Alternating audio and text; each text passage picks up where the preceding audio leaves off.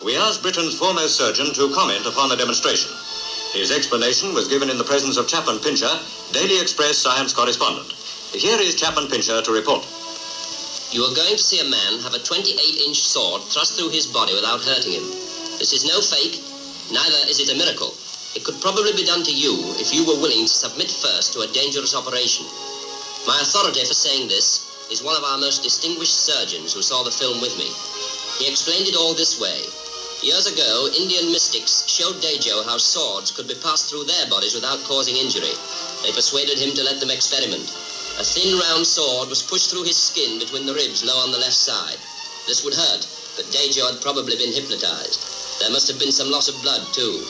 By careful manipulation of the sword, it could be worked further into the body so that the point missed most of the vital organs. Then, with a quick thrust, the liver could be pierced and the sword pushed through between the ribs of the other side. Now, all this would be very risky.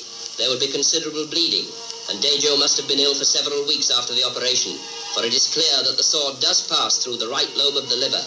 But once the wounds had healed, a straight path of insensitive scar tissue would be formed. A sword thrust carefully along this path would cause little pain or bleeding because there are no nerves or blood vessels in scar tissue. Eventually, a permanently open channel could be formed right through, making the passage of the sword easy and safe in future.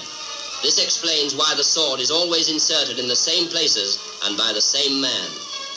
Those are the facts and a scientist's explanation.